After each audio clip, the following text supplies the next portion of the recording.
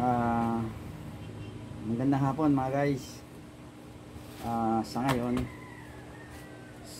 ang iba-vlog natin ay yung kung ano yung experience namin tungkol dito sa aming Juaima Motorcycle Parts na maiambag ko.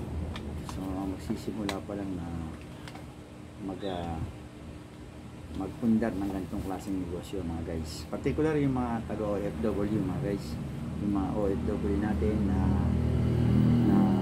titigil na sa pamilya nila dahil sila overage, dahil sila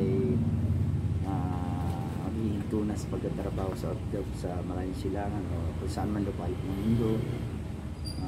Titigil na sila o mga ganun bagay guys, magiging kumbaga sa madaling salita magiging ex-OFW sila guys.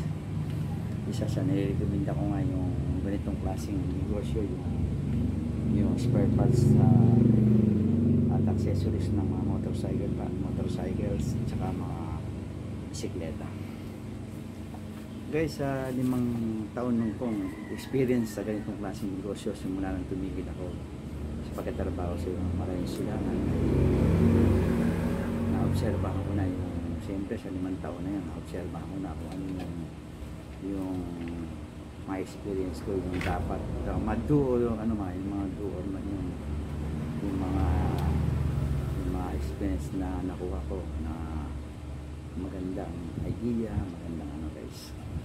Sa vlog ko na to maibabanggit ko sa inyo mga guys kung ano yung bilang vlogger, siyempre yung content ko ibabahagi ko sa mga makakapanood dito, yung mga manonood pa ng vlog ko na ito, yung ganitong klaseng negosyo guys. Pag yung mga accessories ng mga motor, hindi wag ka mag-i-stock niyan. Kumbaga sa lalaruin mo yung selling mo, pagmamasdan mo, yung benta mo, yung bilis ng benta, kung pwede pa ba siyang bumili, pwede paglalaro, kung mabili pa siya dadagdagan mo. Ganoon lang guys yan. Lagi kami dagdag lang ng dagdag. Yung idadagdag mo, sakto lang dun sa kasi guys yung mga accessories guys na nag-aan yan guys. Yung mga manufacturer ina-upgrade yan. Nagsimula kami nung araw sa Monster, nagsimula bagong bukas kami, nagsimula kami sa Monster, sa mga iba't ibang klaseng brand. Nangawala na ngayon guys, nangawala na sila. May mga pumapalit na mga panibago, mga Rizoma, nangawala na yung mga Rizoma nung araw na 100. Dun muna tayo sa 100 grip, nangawala na yun. Pero ako, meron pang mga konting natitira. Kumbaga sa ibinebenta ko naman yon sa mga gustong bumili ng mura, saka yung panati ko ng Rizoma, yan, sa kanila ko binebenta yung guys. Sa ngayon ng mga maghahari sa market ngayon, yung mga Domino 100 grip, doon tayo sa 100 grip, mga Domino. Kuya ko naman yung nahilig sa mga original, hindi naman nawawala yung mga racing board. Nandiyan pa yan guys sa market kasi quality siya at talagang siya, mga matitibay siya, mga US made, yung mga colonial mentality yan. Mahilig sa mga ganun yan guys. Yung ka-observe ako guys dito sa negosyo nito, yung mga ganyan guys, kailangan huwag kang mag-i-stock niyan kasi nga nasabi ko na una, patuloy na yung mga manufacturer, patuloy na nag-aano sila guys ng mga produkto na, kasi kami guys kami nakapokus kami sa accessories kasi hindi naman kami kung anong mekaniko kumbaga yung kami sa accessories, majority ng tinda namin puro accessories. At yung may makikita pa dito mga parts ng motor, yung madaling ikabit, wala kaming gamit sa panloob, wala kami yan kasi wala kaming mekaniko. Saka hindi namin talaga inisip na magtinda ng mga ganun kasi nga nakapokus kami sa accessories. Kaya yun ang mapapayo ko sa mga magsisimula pa na magnegosyo ng ganitong klaseng negosyo. Huwag kayo mag-i-stock ng mga accessories. Dahil lang, mag-stock kayo, 200, 100, bibili kayo, ka-stock lang dyan. Andiyan nga siya, hindi siya nabubulok, pero naalikabukan siya, naano siya.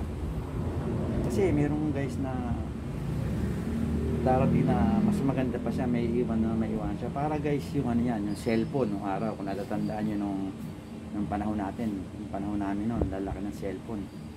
Palibasa, OFW tayo pa nung araw, nasusunod natin yung gusto natin. Kasi kung ano yung lumalabas sa cellphone, talagang meron kami noon. Yung araw na maliliit pa nung araw, nasa Taiwan kami, yung mga akala mo gugura ng ano, sa Motorola. Palibasa, OFW ka, may pera ka, bibili ka, mga ganun. Kaya yun ang inaano ko, yung sa cellphone, di ba? Makikita mo sa cellphone, iba-iba sa ngayon, makikita mo na yung mga cellphone ngayon, mga astig na, di ba? Ganoon din sa accessories ng motor guys, sa sasakyan, di ba? Matchbox, merong ano ngayon, may paganda ng paganda, ano guys. Yun ang sinasabi ko guys, kaya huwag kayo mag-i-stock ng accessories ng motorcycle.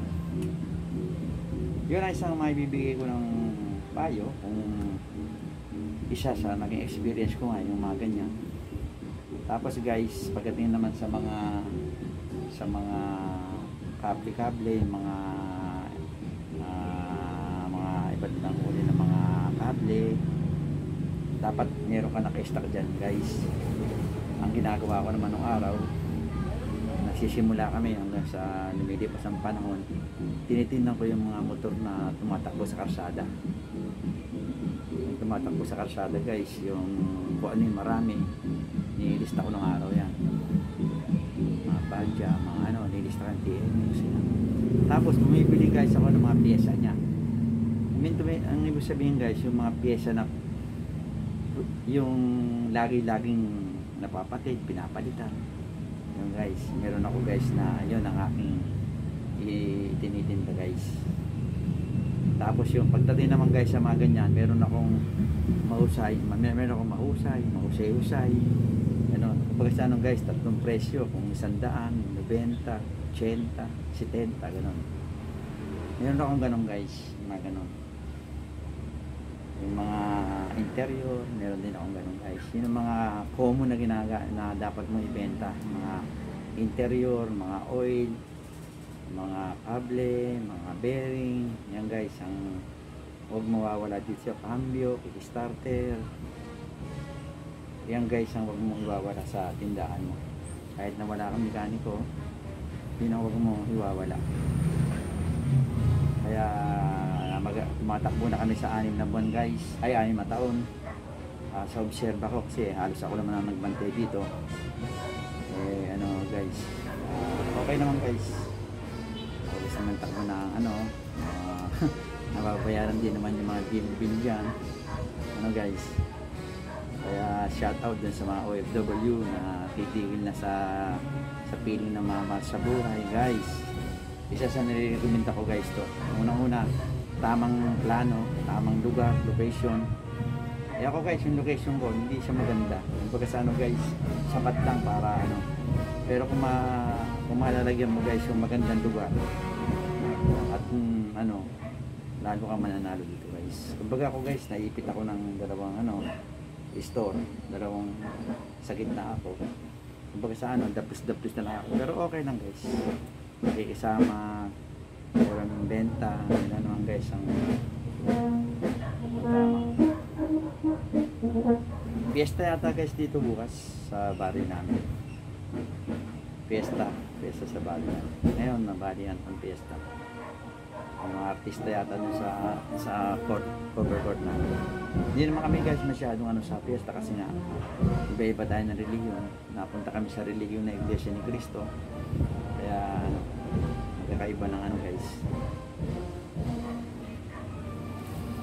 Guys, kaya ano guys, guys dito yung mga ano, kasi yung maganda yung lugar mo, okay na to guys. Pagka dapat maganda yung area mo talaga, may sapat kang puhunan, maganda ka, maganda yung mataas ang ano, maganda yung segregate na mga ano guys.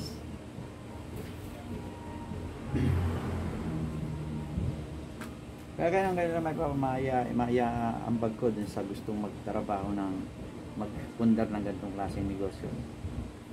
Nakamas ako habang nagsasalita ako. Buti nga nakisama, walang ganong namimili para hindi total konting minuto lang naman ito. Pagka sa nag-ano lang ako ng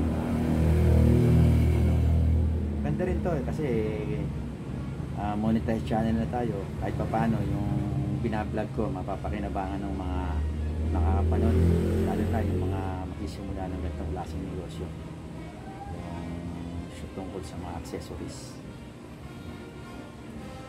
Kasi kung bibili ka nga guys ng marami, di ba, may stock lang, kaya pag-aaralan mo na lang yung patuloy pa rin ang bentahan talaga ng mga ngayon, mga accessories.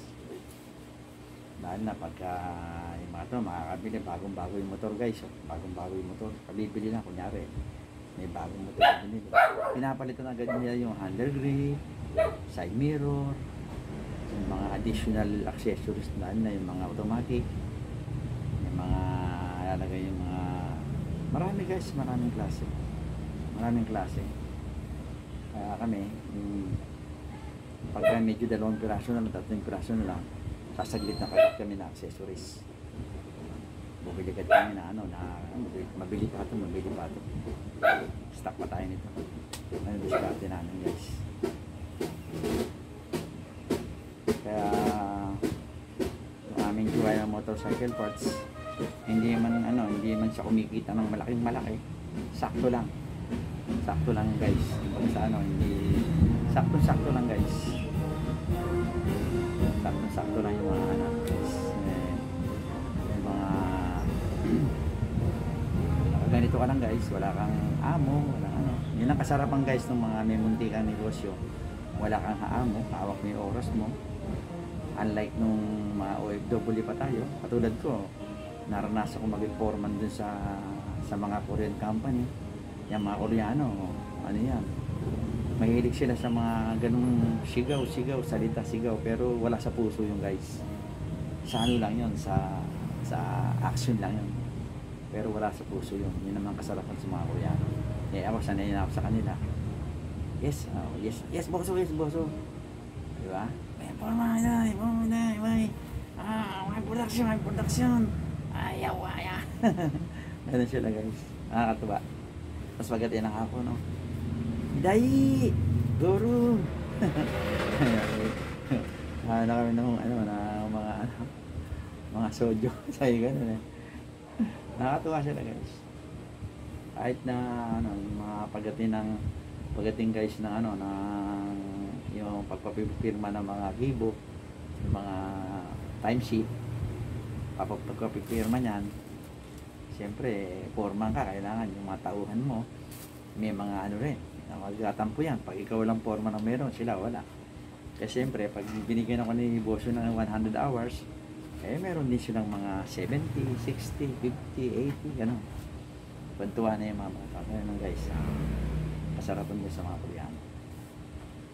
Paano mga guys? Pang-upload na naman to at mga guys, pa-surprise na lang pagka para medyo lumabak yung channel ko. Monetize na tayo at para makapag-vlog tayo ng tuloy-tuloy yung vlog natin kahit na mga ganito lang. Kahit pa paano yung makakapanood dito, merong mapupulot na yung ganitong klaseng negosyo. Kasi guys, hanggang sa muli. Bye-bye. Ingat kayo dyan.